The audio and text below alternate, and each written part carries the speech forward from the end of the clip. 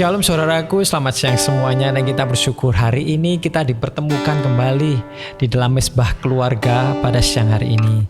Biarlah kasih setia Tuhan ada di dalam kehidupan kita. Dan mari saat ini kita mau belajar taat dan setia kepada Sang Pencipta kita, Tuhan Yesus Kristus, yang telah menebus dosa kita. Terima kasih Bapa, terima kasih Yesus. Ku datang ya Bapa dalam kerinduan, memandang keindahan-Mu. Oh, ku berikan segalanya, semuanya yang ada. Ku ingin menyenangkan hati-Mu, oh Tuhan. Jadikan aku indah yang Kau pandang mulia, seturut karya-Mu di dalam hidupku. Ajarku berharap hanya kepada-Mu, taat dan setia kepada-Mu, Tuhan. Jadikan aku indah yang Kau pandang mulia, seturut karya-Mu di dalam hidupku.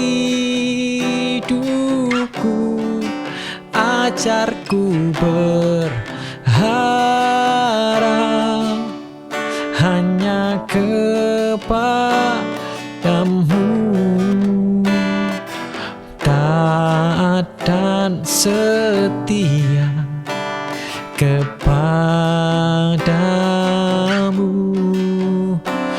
Tuhan.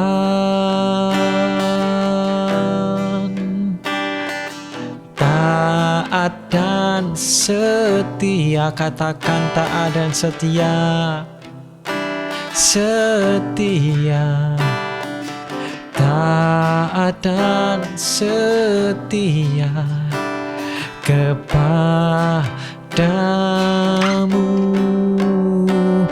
Tuhan. Oh, kami mau taat dan setia hanya pada-Mu Yesus. Engkau Allah yang hidup, Engkau Allah yang mulia. Kami mau belajar taat dan setia hanya pada-Mu Yesus. Engkau Allah kami, Kau penebus kami Yesus. Terima kasih Bapa. Biarlah apapun yang terjadi Tuhan, kami hanya mau taat kepada-Mu Yesus dan setia sampai umur hidup kami. Dan kami percaya Tuhan, ketaatan kami Tuhan menimbulkan iman yang lebih besar lagi, untuk lebih dalam lagi mengenal dalam. Dan kami percaya Tuhan, saat kami taat Tuhan, Engkau akan melindungi kami, Engkau akan menjagai kami, dan Engkau memberikan kami kekuatan dan pengharapan selama kami masih taat di dalam dunia ini Tuhan. Biarlah kami selalu belajar terus dan terus lagi Tuhan, untuk lebih mengenal-Mu lebih dalam lagi. Dan sebentar firman-Mu Tuhan akan dibagikan, Biarlah firman-Mu menjadi kekuatan bagi kami. Dan terima kasih Tuhan, Roh Kudus-Mu turun bagi kami Tuhan. Saat ini yang mendengar ataupun hamba yang saat ini menyampaikan firman. Terima kasih Yesus, terima kasih Roh Kudus. Engkau Allah yang hidup. Kami bersyukur buat semuanya. Hanya dalam nama Yesus kami berdoa dan mengucap syukur. Amin. Shalom saudaraku, selamat siang. Dan kita sebentar tadi sudah memuji dan memuliakan nama Tuhan. Kita sudah berkata, kami mau taat dan setia kepadamu Tuhan. Dan biarlah itu kita lakukan di setiap kehidupan kita. Tapi sebelumnya kita mau mendengar firman Tuhan. Bagaimana kabarnya saudara hari ini? Semoga Anda diberkati, diberikan kekuatan. Walaupun di dalam mungkin setengah hari yang sudah teman-teman saudara-saudaraku jalani tidak sebaik yang kita harapkan. Tetapi tetaplah kita belajar bersyukur.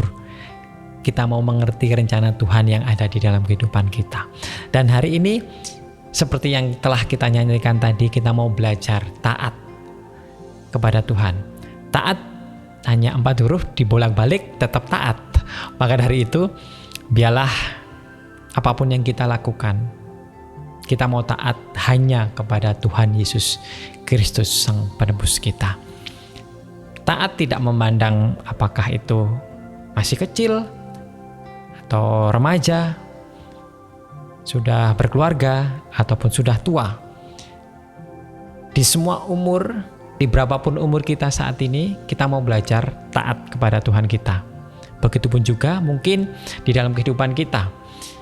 Sebagai seorang ayah, seorang papa, seorang bapak, pasti mempunyai keinginan bahwa anak kita taat kepada kita. Apa yang kita bilang yang pasti, itu untuk kebaikan anak kita. Bukan untuk menjerumuskan anak kita mungkin ke dalam kecelakaan ataupun supaya dapat cedera, dapat sakit, tidak seperti itu.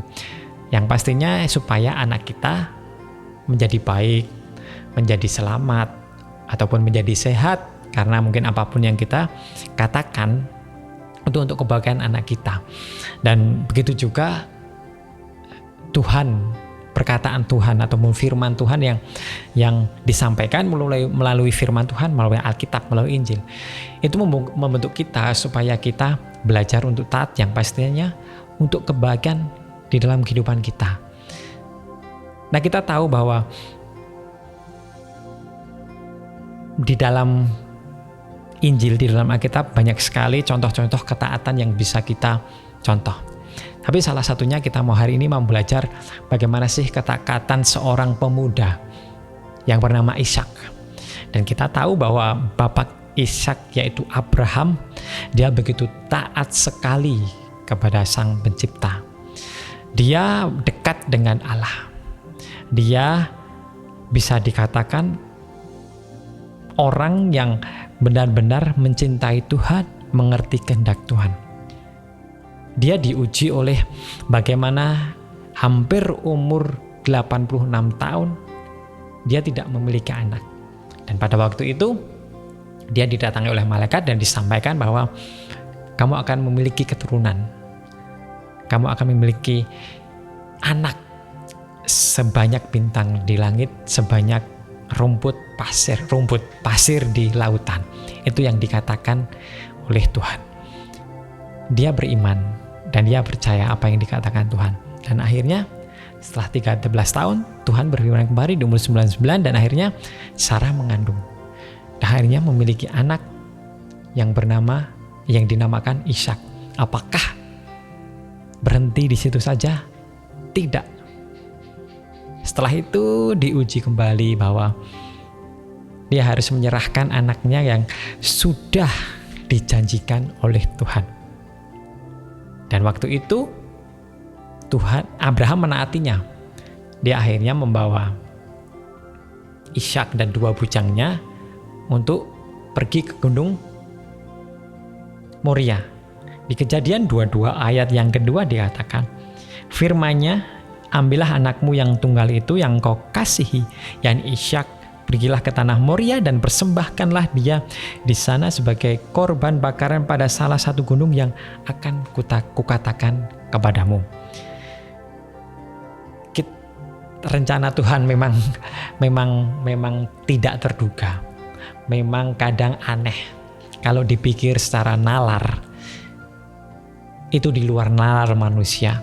Yang pasti apabila di zaman sekarang ini tidak ada seorang ayah yang akan mengorbankan anaknya, walaupun mungkin itu suara dari Tuhan dan kita tidak tahu. Kalau zaman sekarang pasti dikira itu orang gila dan penghanut aliran sesat, karena dia mau mengorbankan anaknya disembelih. Tapi pada waktu itu Tuhan tahu bahwa ini perkataan Tuhan. Abraham tahu bahwa ini adalah perkataan Tuhan.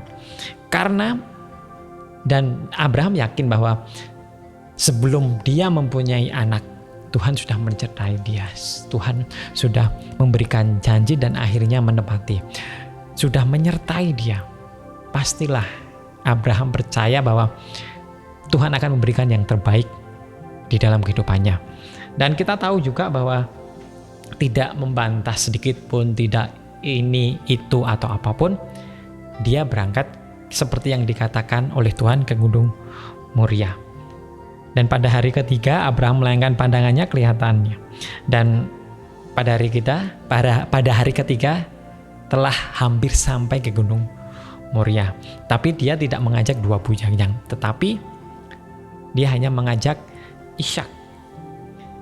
Lalu ayat yang ke-6 dikatakan, lalu Abraham mengambil kayu untuk korban bakaran itu dan memikulnya ke atas bahu Ishak anaknya, sedang di tangannya dibawanya api dan pisau. Demikianlah keduanya berjalan bersama-sama. Lalu berkatalah Ishak kepada Abraham ayahnya, "Bapa," saud Abraham. "Ya anakku," berkatalah ia, "di sini sudah ada api dan kayu, tetapi di manakah anak domba untuk korban bakaran itu?" Saud Abraham, "Allah yang akan menyediakan anak domba untuk korban bakaran baginya anakku." Demikianlah keduanya berjalan bersama-sama. Nah, di sini hanya Ishak dan Abraham yang berjalan ke Gunung Moria.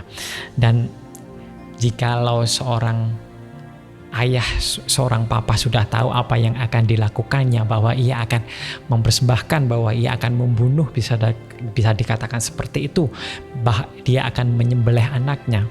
Jika anaknya berkata seperti itu, bagaimana isi hati seorang ayah?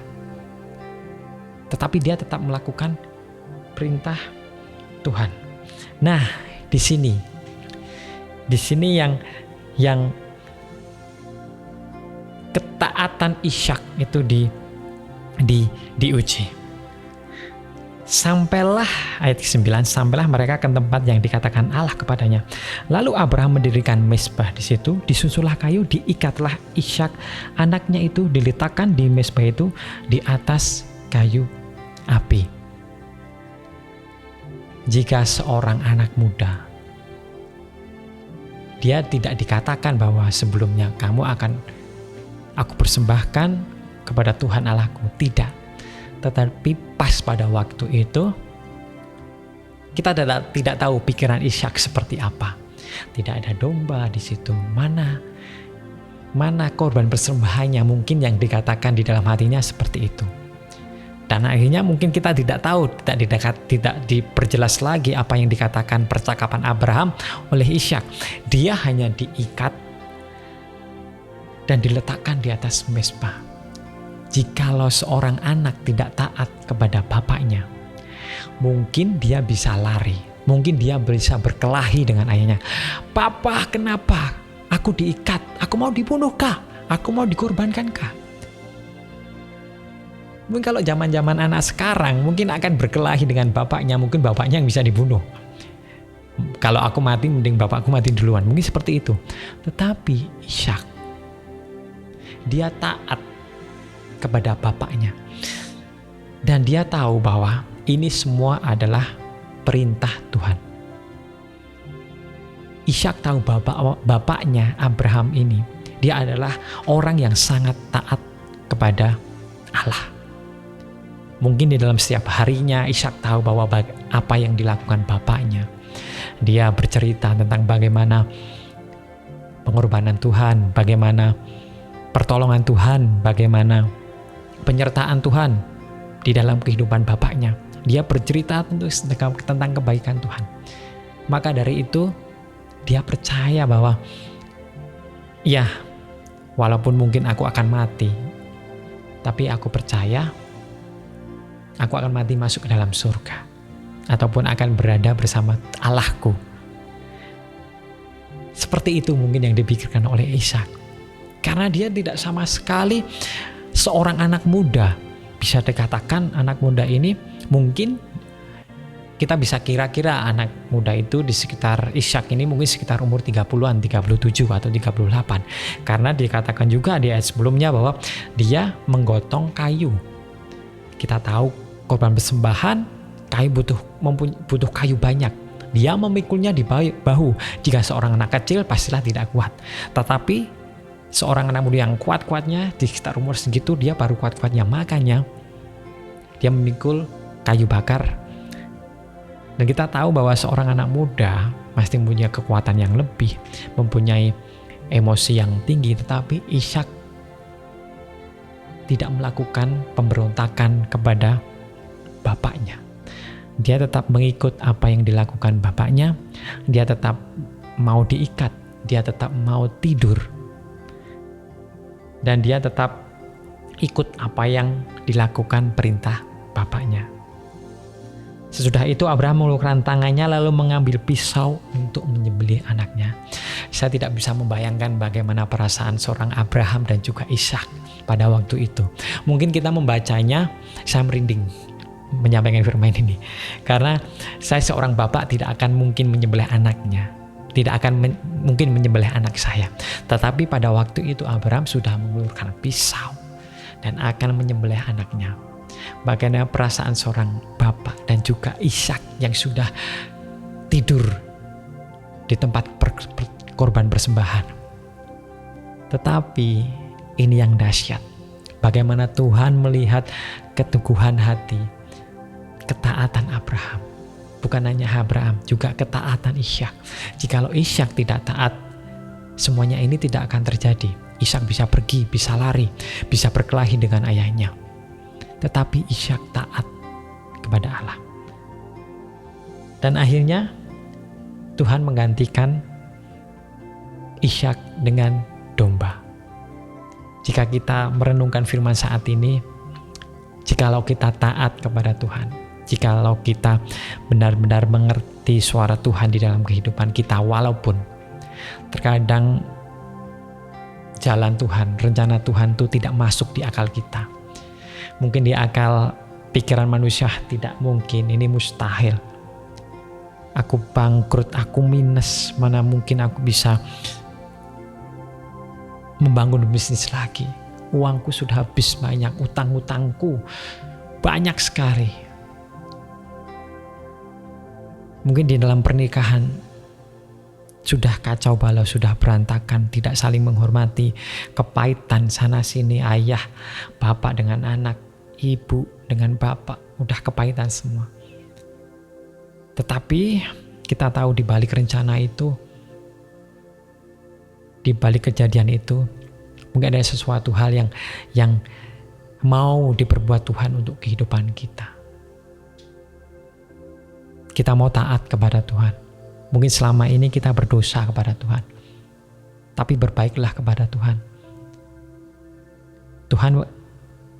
Kita mau berjanji kepada Tuhan bahwa kita mau taat. Kita mau berjanji kepada Tuhan, kita mau mengikuti apa perintah Tuhan yang mungkin selama ini kita belum taati. Malah kita jauhi. Mari melakukan hal tersebut memang susah. Ketaatan yang sejati susah dilakukan. Tetapi kita mau melakukannya itu. Kita mau menjalaninya. Karena hanya proses itulah yang bisa mendekatkan kita kepada Tuhan. Proses itulah yang akan mengerti rencana Tuhan di dalam kehidupan kita. Dan kita tahu bahwa Allah tidak akan pernah meninggalkan kita. Bahwa Allah selalu mendampingi kita, menyertai kita dalam keadaan apapun. Dalam keadaan kita terpuruk, dalam keadaan kita berdosa, dalam keadaan kita mungkin terjatuh, dihianati, mengalami kepahitan, Tuhan tidak akan pernah meninggalkan kita. Hanya kita yang mungkin meninggalkan Tuhan. Mari saat ini kita mau berbalik kepada Tuhan. Biarlah apa yang kita lakukan semuanya untuk kemuliaan nama Tuhan. Biarlah ketaatan kita, biarlah kepatuhan kita, semuanya itu hanya untuk memuliakan nama Tuhan. Dan yang pasti untuk kebaikan kita di dalam masa hidup kita selama kita masih ada di dalam dunia ini. Mari saat ini saya ajak untuk kita belajar taat.